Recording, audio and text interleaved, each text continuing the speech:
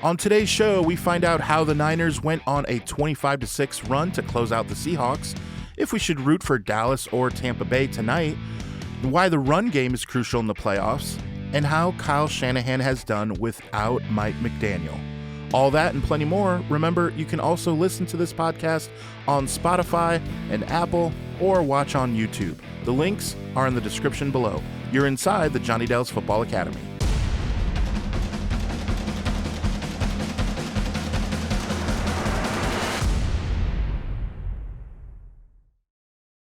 Hello, Niner faithful, and welcome to the Johnny Dell Football Academy podcast on the channel that's trying to find out the whys and hows of the game. I am Adam Reno, as always. Joining me on this victory. I mean, we had Victory Sunday, I guess, but this is still, we're basking in our Victory Monday in our full-fledged Johnny Dell is here, ready to go. How's it going, man? Oh, it's going fantastic. We are on to the divisional round.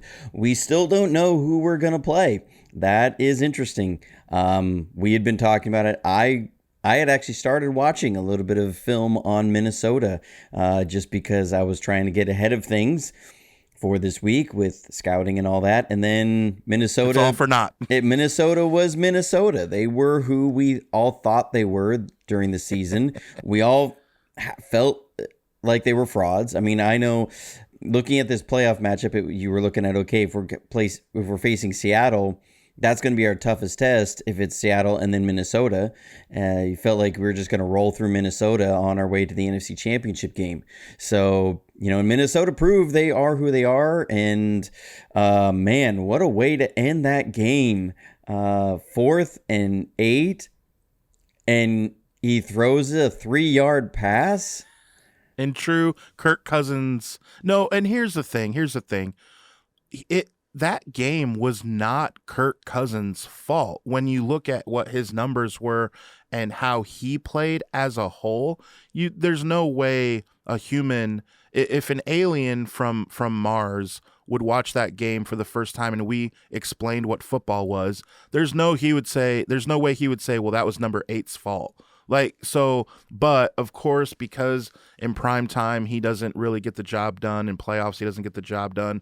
Whatever the shtick is on Kirk Cousins, that's not a good look for him to throw a 3-yard pass. John Madden is rolling in his grave as he hates that.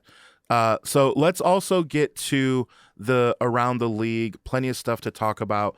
After our game, Jacksonville completed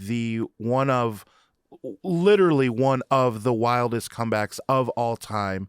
And so they beat the Chargers, which was one of your picks to click. And we were just going back and forth the whole game, where I actually stopped watching for a bit and then was like, wait a minute, here they come, the Fighting Jaguars of Jacksonville. So Duval County is, which, can I just say, I think that's dumb. Like, I don't care what the county is. Like, don't at me, but I just think that's dumb. So Jacksonville wins, and then the Bills in a squeaker, DeMar Hamlin's number is number 3, so that's how many points the Bills decide to win by.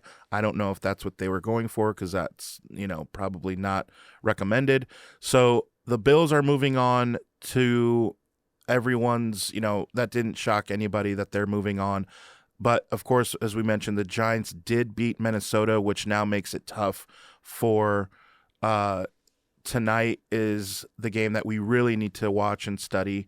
And so what we wanted to talk about, though, as well, Cincinnati also, yes, beat Baltimore. No one was shocked there. But here's what we wanted to get into a little bit, because your Twitter, I noticed, kind of blew up about something, and a lot of people at the beginning of the year talking about our Niners made a fuss about we have new toys to play with and we're running them into the ground. Why are we running Debo up the middle? Why are we running with Trey Lance so many times? All this. And so we wanted to talk a little bit about Miami, as I like to call them. I think you may have mentioned it. Basically 49ers Southeast, right? As they have a lot of our players. A lot of our running backs. I was happy to see, by the way, Matt Breida advance as he is with the Giants now and had a lot of crucial runs in that game. Excited for him. So, Miami, Mike McDaniels, the floor is yours. This is just so hilarious to me. Yeah. So in case you missed it, I put it out on Twitter that I'm old enough to remember when people said that Kyle Shanahan was lost without Mike McDaniel and that Mike McDaniel was the real genius behind everything, because that was a narrative that was popping up right after the loss to the Falcons, after the loss to the Chiefs, that as always, there are some people who are going to find something to try and take a victory lap on Kyle Shanahan without a doubt. Now, when I say that some people were into this, there were some fans and there were some people who talk that were into this, but I'm not talking about the people who watch our show, right? Because the people who watch our show are the most educated, most sophisticated fans that are out there. So we're talking about other people. Let's just make that clear. We're not talking about you. We're talking about some other people. You may know some of them. You may rub shoulders with them on Twitter. You may not hit the like button on their Facebook posts. Whatever it is. But there was this narrative out there, and I always felt it was absolutely silly. You're telling me that Mike McDaniel, the guy who's been working under Kyle Shanahan, was secretly the guy behind the genius, not the guy who was raised in a legendary football family, who was from the time he could talk, was probably learning terms out of the playbook, whose dad has 3 Super Bowl rings, who will go down as, he should end up as a Hall of Fame coach. He will have changed the offensive game of football forever. When you look at around the league, teams that are running the Mike Shanahan offense, it's about half the teams in the league right now are running some iteration of the Mike Shanahan offense. And you look at the amount of coaches that have come out from just Kyle Shanahan. We're almost starting to talk about the Kyle Shanahan tree, right? And you're going to tell me that Mike McDaniel was really the guy behind it all. That was the narrative halfway through the year. People are going, Kyle's just not going to have the same juice now that McDaniel is gone, and he was the real genius of the play designer. And I go, I really like Mike McDaniel. I think he's a great coach. I think he's a great play designer. I think he does a lot of things really well. Now, he had some poor moments yesterday. But this idea from the beginning seemed absolutely preposterous to me. And now you see that the team is on an 11-game win streak. It was pretty much that narrative, and then the team's been on an 11-game win streak, and Miami, has only won a couple games over the last 2 months. So, and I think this leads into what we were going to talk about, what you mentioned is why the ability to run the football is so important come December, January, and it's talked about. It's one of those things that it's almost like a cliche. It's said every year, but it turns out to be true every year. It's not just a cliche. You have to run the ball come December and January. That's just a fact. So there was another tweet that I want to get into. So again, you can follow us on Twitter. So at Johnny Dells is your Twitter, and mine is at JA Podcast Host. The links are in the show notes, but take a look at some of these tweets. I want to get into one more tweet. Here is the scheduling, though, real quick as well. We are into basically the Final Four of each conference as soon as the game gets going tonight. But we have Jacksonville at Kansas City at 1:30. This is Pacific time. So if you're Niner country, Jacksonville at Kansas City is 1:30 on NBC, followed by New York at Philadelphia, which all eyes will be on that game for sure, at 5:15. And then Sunday, the Bengals and Bills play at noon on CBS. And then we play the winner of tonight's game, Dallas or Tampa Bay, and that will be at 3:30 on Fox. So that is the schedule that was released last night for the playoffs. So Sunday at 3:30 is when we play, and we'll find out who plays against us later tonight. So back to the tweet. There was another one that kind of got like some traction, and I thought was really, I'll say, more of an eye-popping stat, and just proves another point of the running game. Yeah, so I put out just showing the rushing totals of the games that so far. Now, this was just before the Cincinnati-Baltimore game, which is the outlier, because turnovers will always kind of can change the landscape of a game. You mean a 98-yard return for touchdown going the other way could possibly tweak numbers? Is that what you're saying? Yes. How often does that happen? Ask Kurt Warner. Sorry, Kurt. Or Lee Woodall. Lee Woodall. Yeah. But the fact is, when you look at the 49ers Seahawks game, when you look at Miami Buffalo, when you look at Jacksonville San Diego, I always want to say San Diego. When you look at Jacksonville LA, when you look at these games, the team that ran the ball the best, when you look at Minnesota and New York, the team that ran the ball better won the game. Every single one of those games, whoever ran the ball better won the game.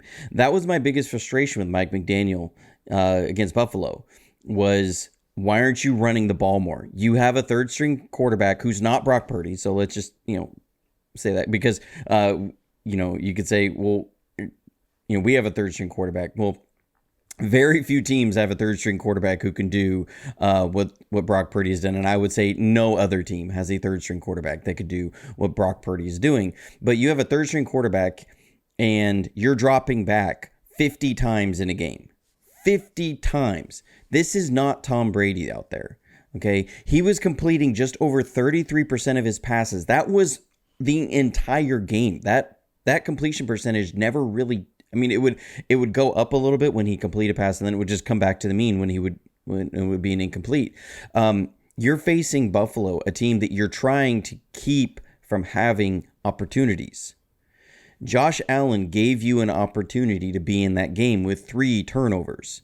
Josh Allen had 3 turnovers. He's a great quarterback, but he's been a turnover machine at some points in this season, and I think that's why they're a very vulnerable team, is because if Josh Allen keeps turning the ball over, they will not be in the Super Bowl.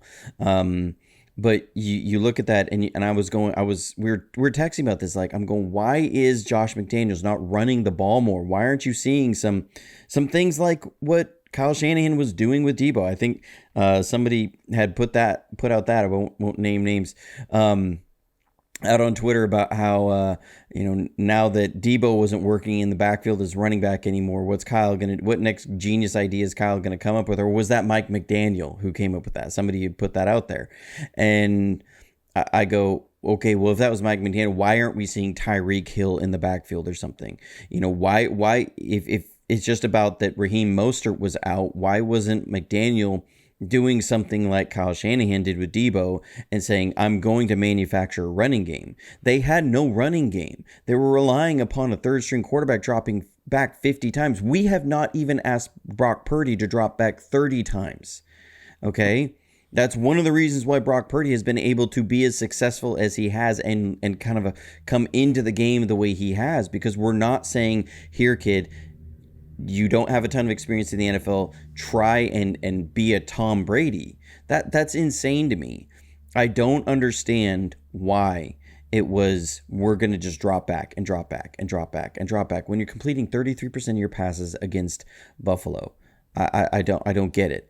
Somebody had tweeted back on me about how, Mike McDaniel, they still put up 31 points on Buffalo. And you go, well, yeah, but for a while there, it felt like Miami's defense was their best offense, because they were getting more yard, they were getting better field position and in scoring position, better off of picks and turnovers than they were from actually moving the ball down the field on offense.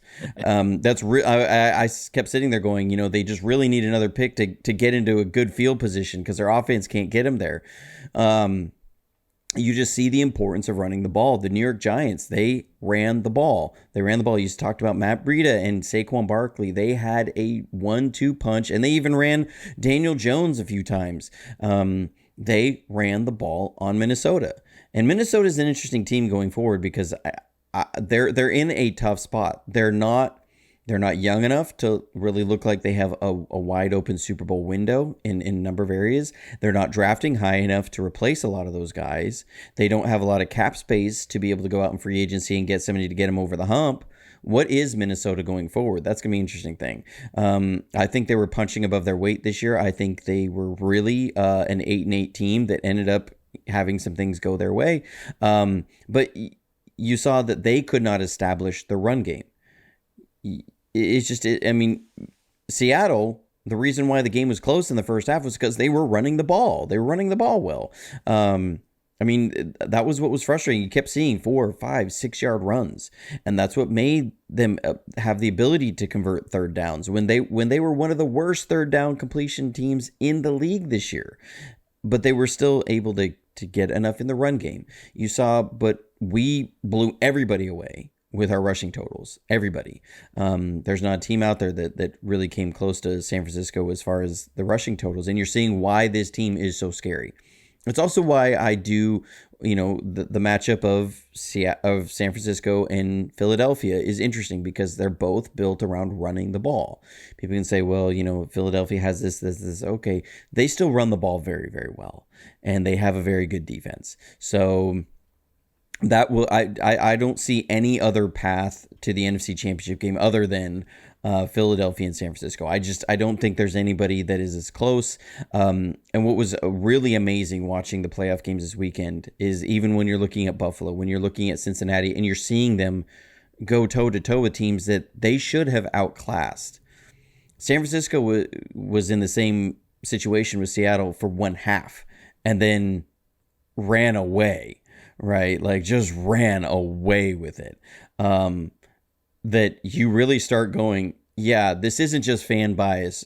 The 49ers probably are the best team in football. This is just crazy. I don't remember seeing a 49ers team that was head and shoulders as team wide above the rest of the league. This is that team. And that's what's exciting. That was what I came away from this weekend so excited about. It was like, man, these supposed Goliaths that are out there, when I look at them and start stacking them up against the 49ers, they just don't compare. This is exciting. This really feels like something special. So let's talk about then why you think we started so slow, because as we get into the Niner game, it was exciting to go on that 25-6 run, and the 6 points that they scored were not, all of our guys were resting nicely on the bench. And so I barely count that. So you could almost say 25-0, and it all happened.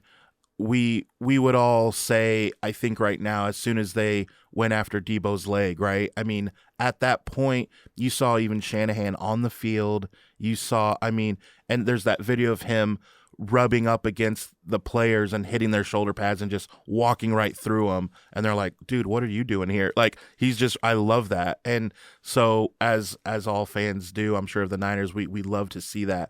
But why did it take so long? When you look at the numbers for the Seahawks, their longest rush of the day was Geno Smith, 11 yards.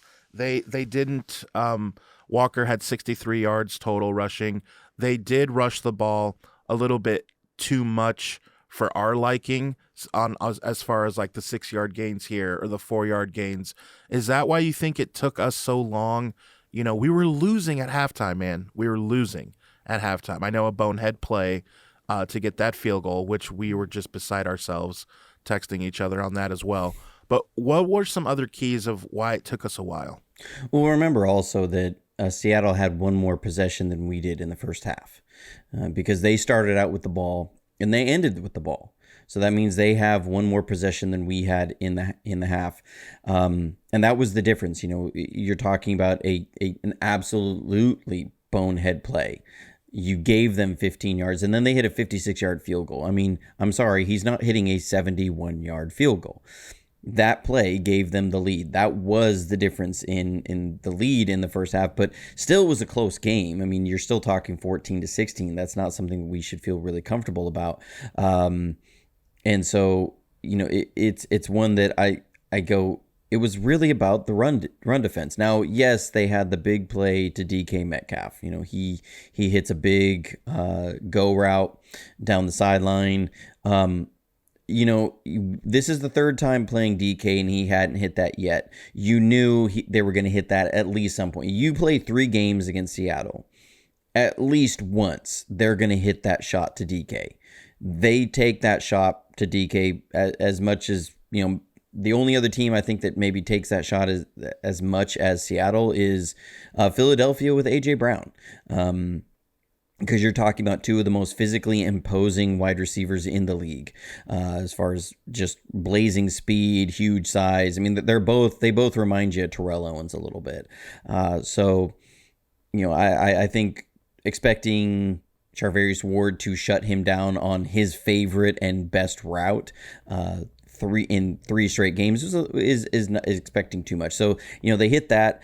What you see though is, this is what makes San Francisco so hard to beat, is that another team has to execute perfectly for 4 quarters just to have a chance. And in 11 games, we haven't seen it. And we haven't. And San Francisco does not have to execute perfectly for 4 quarters. If both teams execute perfectly, San Francisco runs away with it all day, right? If San Francisco's having an off day, the other team has to execute perfectly. And that's part of what I mean is they have to execute perfectly on offense and defense for 4 straight quarters. That is the only way any team in this league has a chance right now. I know that sounds like fan bias and all that, but that is what you see. We have 11 games of proof of that, is that teams have to execute perfectly for 4 quarters. Seattle executed about as perfectly as you could. I mean, Geno was like 144 QB rating at the half. He only had 3 incompletions. They were running the ball like 4.5 yards per carry. Those are things that if you're Seattle, you're going into halftime saying, we have done everything absolutely as well as we can. They kept San Francisco out of the end zone, made them kick field goals. Like, this is what you want to do. This is how you're like, yes, we can do this. We have a chance. And then coming out of the half, Seattle wasn't perfect in the second half. And San Francisco just became the bully. They lean on you and they lean on you, and they're physical, and they're going to hit you and they're going to hit you, and they will stress you and stress you and stress you over and over and over again until at some point the levee's going to break. And once that levee breaks, the entire thing comes falling apart. And that's what you saw in the second half. The levee broke, 25 straight points. I mean, it was like, and that was 25 points in like 4 drives. Like, right. It was so quick. The first drive coming out of the half took a lot of time off the clock.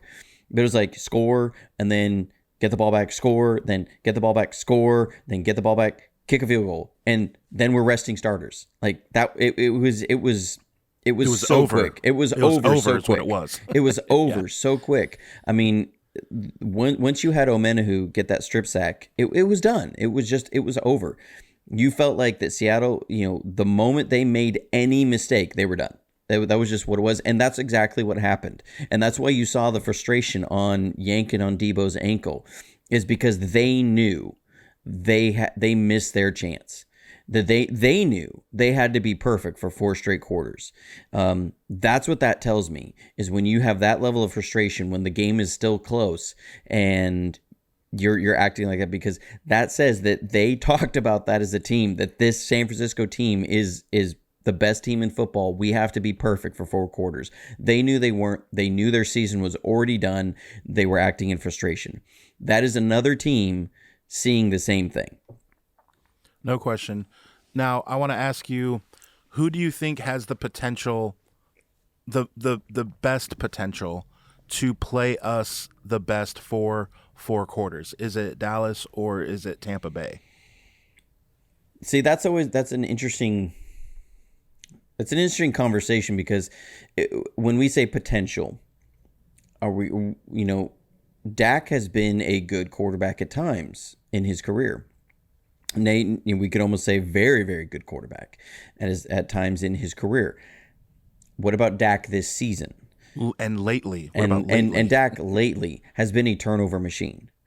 He's not seeing the field well. Of course, I saw in the film that Geno wasn't seeing the field well and was not doing things for the past 5 games, and he comes out and is 14 for 17 on his passing in the first half. So, which is unreal. Yeah.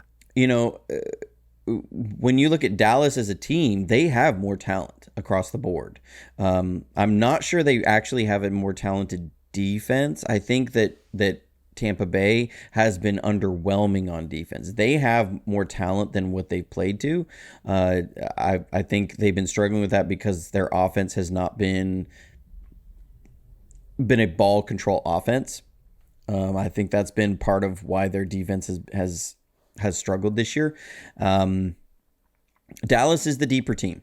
They have more talent across the board. But I think 23 years of history says that it's hard to ever sit there and say Tom Brady in the playoffs is not an X factor, because if you're talking about what player that's most important to their team has the most potential, or more likelihood, I should say, maybe not potential, maybe that's where I'm getting a little hung up, is the likelihood of somebody playing a perfect game against San Francisco. Tom Brady, with history, has shown he's much more likely to play a perfect game in the playoffs than Dak Prescott.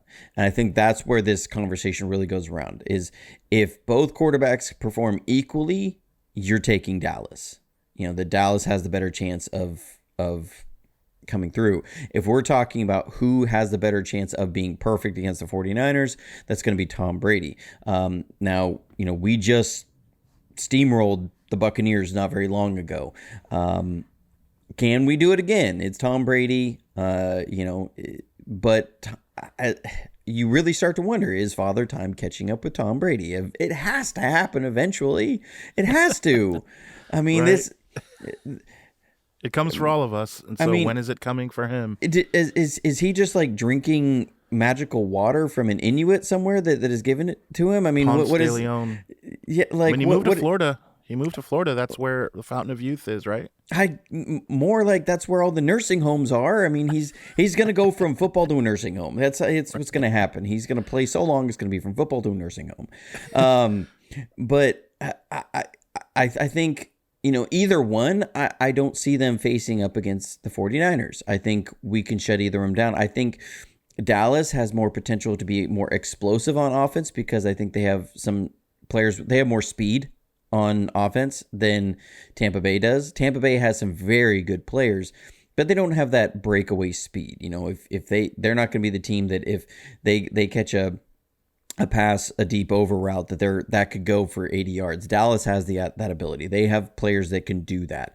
They have guys that if they get through the line can take it to the house on a running play. Nobody's worried about that with Tampa Bay of if he gets through the first 4 guys, it's going 80 yards. That's just not Tampa Bay. Tampa Bay has not been an imposing team this year. So for me, I'm going to say I'll take Tampa Bay. I think either one we win, but if we're talking, if you play Tampa Bay, you got to stop Tom Brady. If you play Dallas, you got to stop about 6 guys, and then you have to deal with a defensive side that I think has some dirty players on there, and you never know what's gonna happen. I mean, I put out a tweet, it got over 1 million views of Micah Parsons taking a shot to Brandon Ayuk. I put out some last year after the Dallas game. There was one that got about 700,000 views. That there was a guy who tackled Debo and at the end of the play throws a forearm into the back of his head. We all hate Dallas, and there's a reason. So while there's that, I would love to knock Dallas out of the playoffs. I would also love to just see Dallas be one and done in the playoffs. Right. The storyline will be great no matter what. Either Tom Brady comes back for the second time in the same season to face us, or Dallas comes to our house after we beat them at their place in the playoffs just last year. So either way, the storyline's going to be great. We're definitely going to be glued, and I'm sure our text thread will be full today.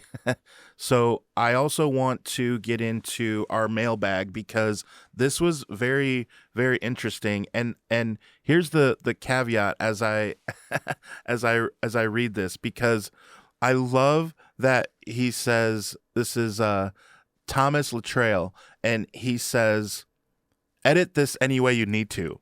And Thomas, we are not going to edit this. I am reading this straight through, brother. So first of all, another caveat, I love that the heading says Purdy hate.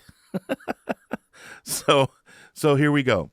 Hello, my name is Thomas. Love the show and reviews. I wish y'all didn't start so late in the season, though. And I point that out because I want all the listeners to know that Johnny Dell and I have known each other for exactly 30 days.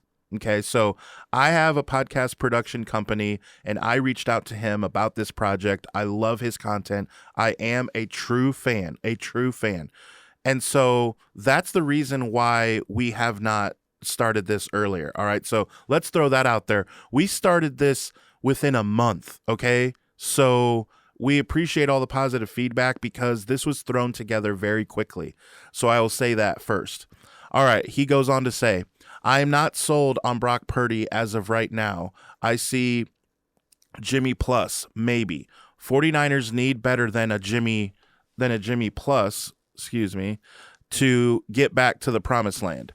Folks are saying Brock's first 5 games are way better than Jimmy's first 5 in 2017. I beg to differ. Jimmy went 5-0, compiling 2 300-yard games. One was 380, and 2 290-plus yard games. Jimmy did this while having no offseason with the 49ers and being thrown in without knowing the playbook. Not to mention, he was throwing to Louis Murphy, Aldrick Robertson, Trent Taylor, Selleck Time, Marquise Goodwin, and a couple rookies in Kittle and Bourne. Garcon was hurt. We remember Pierre Garcon. Purdy, meanwhile, had all pros and pro bowlers at every level. He nearly 7th rounded the game away to the Raiders. His 38 first half passing yards, not to mention only 55 the week before.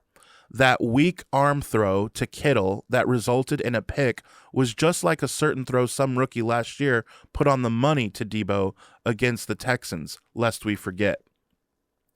Finally, what no one seems to notice, since Brock damn near 7th rounded the game away, Shanahan had to go back to the Jimmy plays to win, straight slants and screens. Am I tripping or what? Love the show, and again, edit this any way you need to. Okay, first of all, yes, that was a glorious summation of so much of Ninerland. So thank you for the question. So I'll address the last thing first. When we say go back to the Jimmy plays and the slants and the screens and stuff like that, okay, you have to understand that teams. So here's a little. I'm going to try not to go too much on a rabbit trail here. If you go back and I've watched a lot of. I'm a huge fan of Bill Walsh. Okay, as a football mind, I've read and eaten up as much as I can on Bill Walsh. Bill Walsh talked a lot. So, for example, after the drive, right, 1987 or 1988 Super Bowl, the 49ers drive 93 yards in 3 minutes to score a touchdown and beat the Bengals in the Super Bowl. Bill Walsh has talked about that drive, that they did nothing fancy. That was literally their first and second day offense the entire way down the field. And he's talked about that when you're in those kind of situations, when it's crunch time and when you're in the times of the game where you just need to get something and you need to get back in it, you need to be able to execute. You don't go to your day 9, 10, 11 installs. You don't go to your game plan specific money plays. You go to your day 1, day 2 offense that everybody knows, because you want to make it simple and you want to make it to where everybody on the field can execute these at a high level. That simplistic game plans executed at an extremely high level are still very, very hard to deal with. I mean, you look at the first few plays that they ran on the drive, you're talking like slant flat, double slant concepts. These are things that Bill Walsh was doing with the Browns in the 1970s. Okay, but Joe Montana is executing these at a really high level. So when we say we're going back to these kind of plays, that's what I'm seeing on film, is like that they're running a double slant concept, still the same sort of thing with Brock Purdy, because he feels comfortable with that. They're running the spot concept with the swing pass and the backside slant because those are things that he feels very comfortable with, that you can execute at a high level, puts the defense in a bind. So the fact that you have to go back to these, or that you go back to these, is not a bad thing. That is what good teams do. That's what Tom Brady has been doing in 2-minute drills for 55 comeback wins, right? When you look at those plays, it's not going to be these exotic, long, very complex plays that are drawn up. It's 1-2 reads and out. It's very quick. It's plays that are about high execution. And so I don't think that can necessarily be held against Brock Purdy on that. And when we say nearly 7th round of the game away, and things like that, and this idea that we need more than what Jimmy Garoppolo was in 2019, I don't think we do. I really don't. You look at this. I think there's some of this talk about Brock Purdy.